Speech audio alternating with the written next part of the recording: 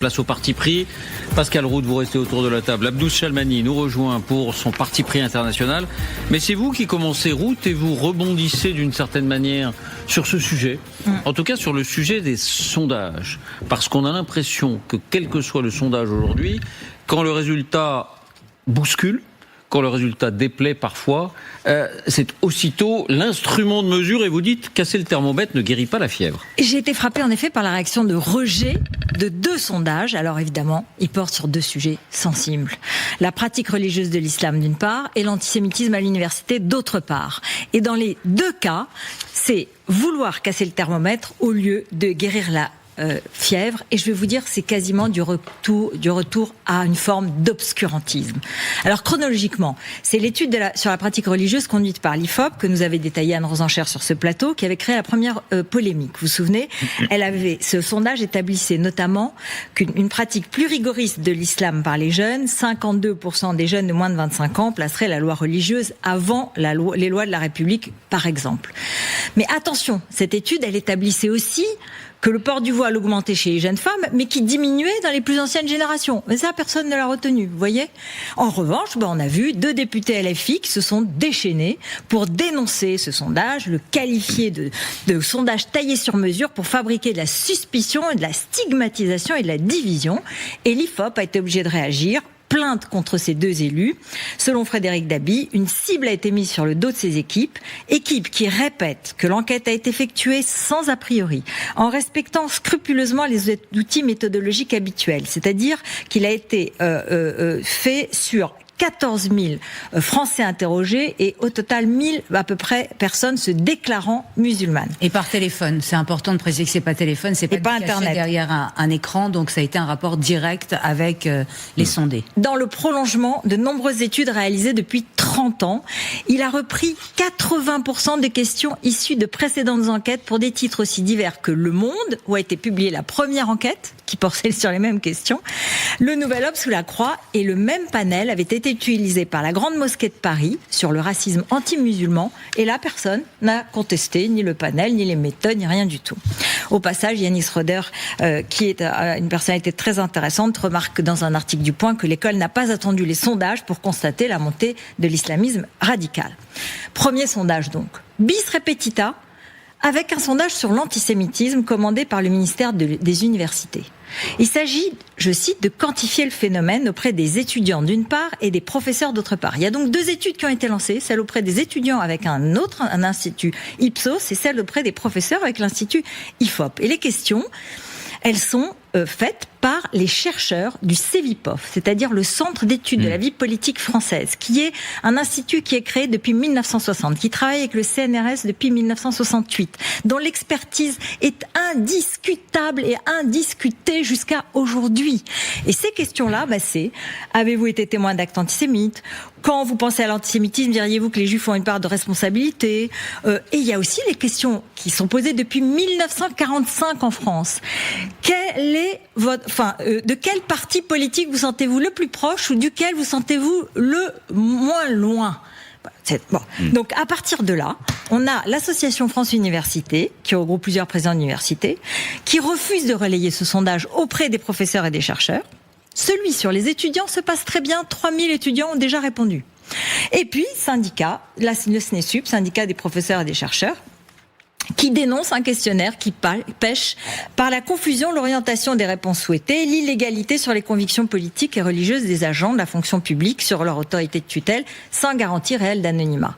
Indignation du CEVIPOF, qui rappelle ces états de service que je viens de vous dire, qui dit que toutes les garanties ont été mises en place pour préserver l'anonymat des répondants, que aucune donnée nominative ne sera utilisée. J'ai envie de dire, comme d'habitude, dans toutes les études qui ont été menées par le Centre de la vie politique. C'est Sciences Po Paris. D'ailleurs, le directeur de Sciences Po a dit son soutien immédiat à la rigueur et à la liberté de recherche qui ne se négocie pas. Et d'ailleurs, au passage, le CEVIPOF rappelle que personne n'est obligé de répondre. D'ailleurs, une non-réponse, ça s'examine aussi. C'est une donnée. Alors voilà, moi je suis très choquée qu'on assiste à ce refus des méthodes scientifiques par des universitaires, par le monde académique lui-même. c'est quand même très très grave. Ces mêmes universités, du coup, elles préfèrent quoi ? Qu'on parle du dernier incident antisémite extrêmement grave qui s'est passé à Lyon 2, de ce professeur médiéviste qui fait des listes de, entre guillemets, génocidaires parce qu'ils ont signé un appel contre la reconnaissance de l'État d'Israël et qui de l'État de Palestine, pardon. Sans condition, ils sont pour la reconnaissance de l'État de Palestine, mais avec des conditions. Ce que je veux dire, c'est qu'il a repris une liste, il en a refait une, il les a maltraités, et c'est un acte antisémite pur. On a retrouvé d'autres choses sur ce professeur qui sont pas très jolies. Qu'est-ce qu'il préfère ? Qu'on parle de l'université comme ça, ou qu'on enquête scientifiquement pour regarder, peut-être qu'il y a une grande majorité des profs et des universitaires qui sont en fait complètement indifférents à cette question, et qui, comme par exemple, c'est de la même façon, dans le sondage sur les musulmans, qu'on observe qu'une majorité d'entre eux sont silencieusement intégrés à notre modèle républicain, et qu'on le dise au contraire, non. Qu'est-ce qu'on veut dire ? Il faut pas regarder. Il faut pas regarder, c'est casser le thermomètre, c'est condamner le messager parce que le message dérange. Et pour finir, cette phrase prophétique de Charles Péguy qu'on utilise souvent, mais quand même qui est de circonstance, il faut toujours dire ce qu'on voit, surtout, et c'est plus difficile, voir ce que l'on voit. Et là, on voit bien des gens qui ne veulent pas voir ce que l'on voit. Europe News. Alors non seulement je suis 100% d'accord avec ce que vient de dire Ruth, mais vraiment, et je pèse mes mots, j'ai vraiment le cœur brisé quand je pense à nos confrères et amis Emmanuel Razavi et Nora Bussini, qui sont la cible d'une campagne de dénigrement, de haine, qui sont menacés, qui sont sous protection. Et tout ça pourquoi ? Parce qu'ils ont fait leur boulot de reporters, de grands journalistes, et qu'ils ont relayé des faits qu'ils ont constatés sur le terrain avec un travail rigoureux. Et c'est des gens. Mais si, parce qu'ils ont pas. Parce qu'ils sont dans le journal Écran de Veille. Pas seulement Écran de Veille, c'est eux qui ont participé. Pour lequel ce sondage était réalisé. Exactement. Donc ils ont aussi participé. Emmanuel Razavi, on l'a reçu ici, sur la pieuvre de Téhéran, sur la manière dont la République islamique, la pieuvre de Téhéran, s'est installée dans la République. Et Nora Bussini a fait un livre d'enquête exceptionnel sur l'antisémitisme.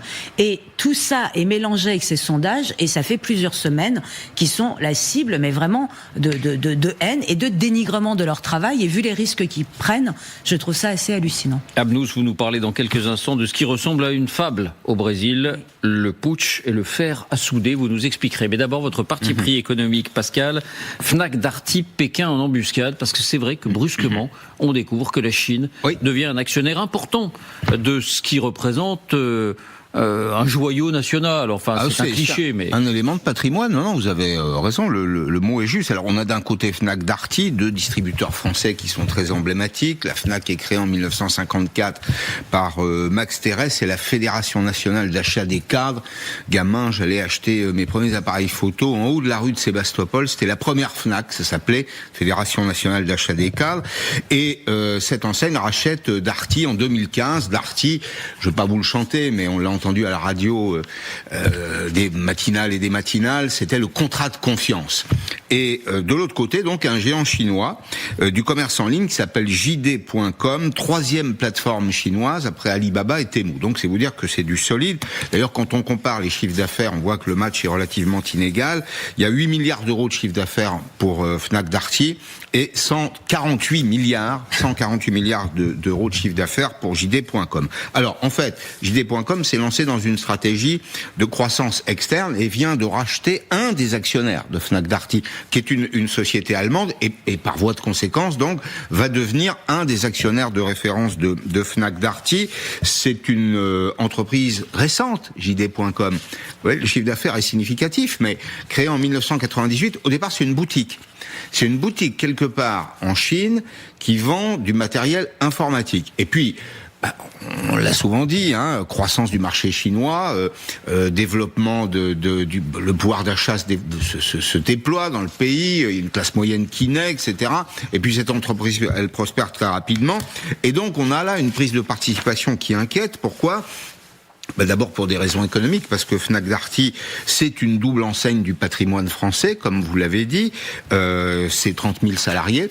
alors je crois que c'est 18 000, oui c'est ça, 18 000 en France, mais 30 000 salariés, c'est 1500 points de vente et 12 pays.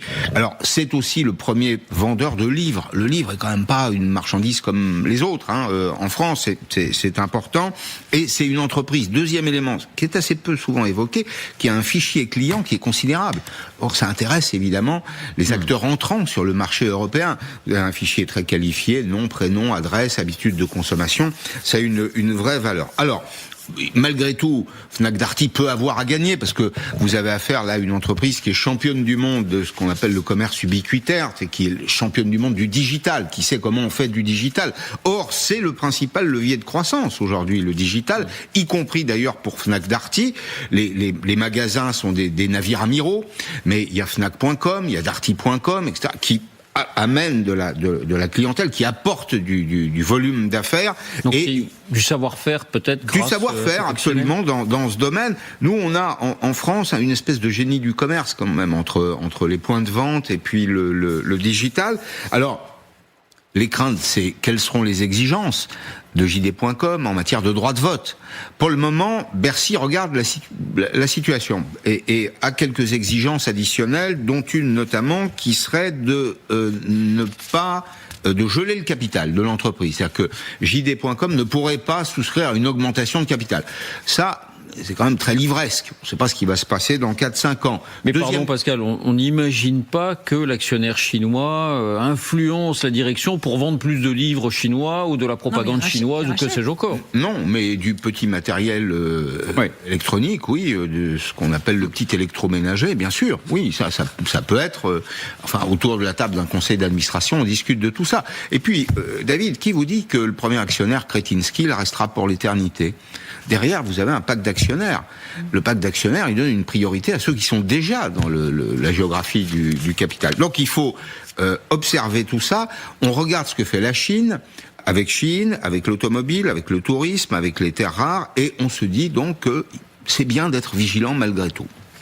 Abnouz, votre parti pris international, Bolsonaro emprisonné, décision du juge au Brésil et jusqu'au reste de ses jours vraisemblablement, parce que il aurait tenté, d'après la justice, de fuir en brisant son bracelet électronique avec un fer à souder. Tout est toute une aventure, donc vous avez raison, il avait été condamné le 11 septembre dernier à 27 ans et 3 mois de prison pour avoir été le leader d'une organisation criminelle. Je vous rappelle quand même les faits pour qu'on sache quand même de quoi on parle.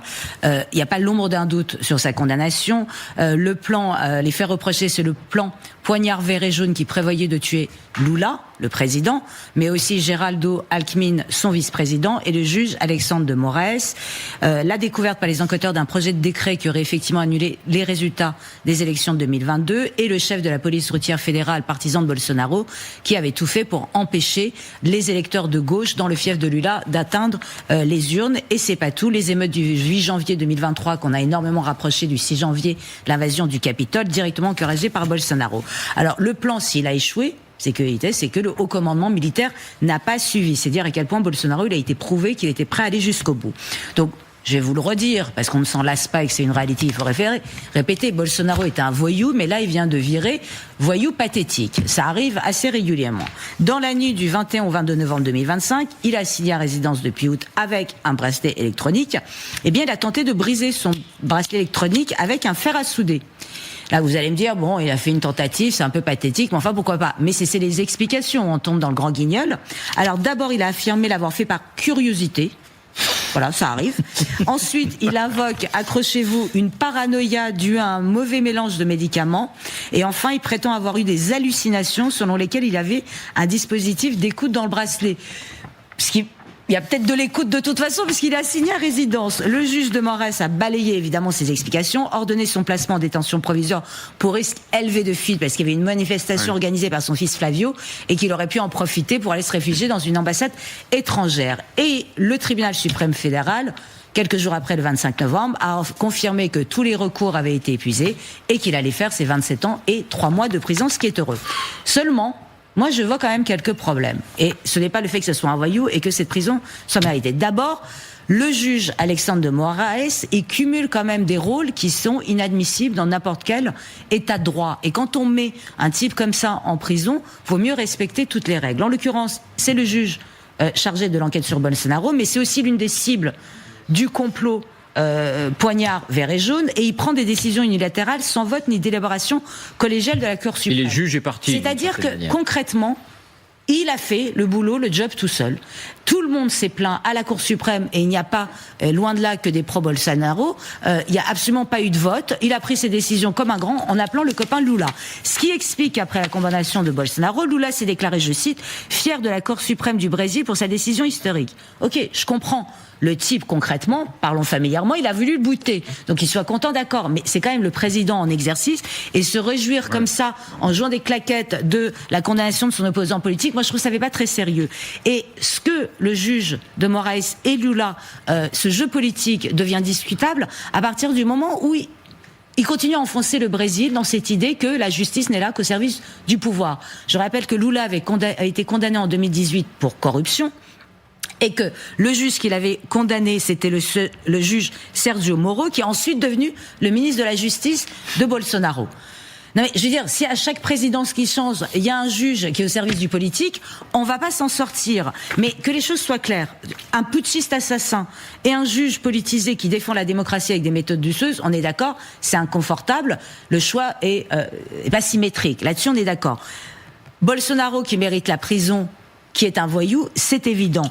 Mais la manière dont il a été condamné, les méthodes utilisées, c'est ça qui pose débat. Parce que ce qui aurait dû gagner dans cette affaire, c'est l'état de droit. Et moi, je le pense. Est-ce qu'on charge avec des mensonges, avec des petits trifouillages avec la justice, un type qui a voulu tuer le président élu, alors que c'est un criminel et qu'il le juger comme le criminel qu'il est était largement suffisant sans avoir besoin de charger la barque. Et vous voyez, c'est dans ces petits détails-là où on devient très partisan, où on perd de l'état de droit. Et c'est international. Vous voyez, là, je vous parle du Brésil, je peux vous parler de n'importe où. C'est comme ça qu'on grignote la justice. C'est que, concrètement, la justice, elle doit se tenir et pas être au service d'un président. C'est là où, qu'est-ce qui se passera après Lula ?